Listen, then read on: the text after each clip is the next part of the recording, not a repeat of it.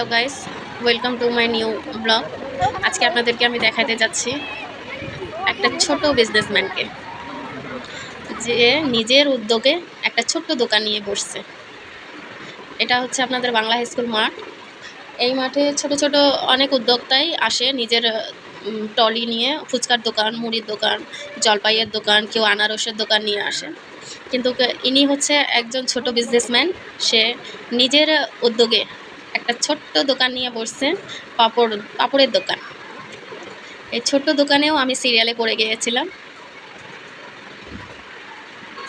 সবাই পাপড় খেতে পছন্দ করে, তাই সে মনে হয় ভাবছে যে পাপড়ের দোকান দিলে হয়তো চলবে, তাই সে পাপড়ের দোকান দিছে।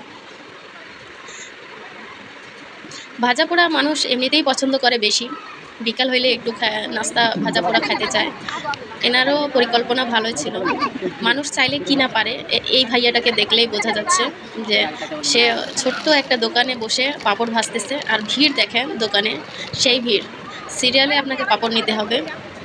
এই ছোট্ট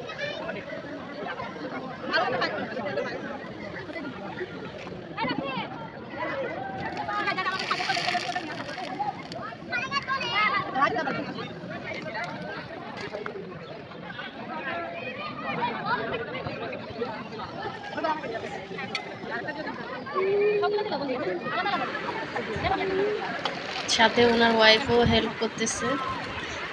আমিও পাপড় নিয়ে সবাইকে হাতে হাতে তুলে দিলাম।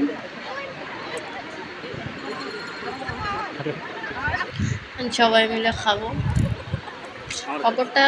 এটা ভালোই লাগে।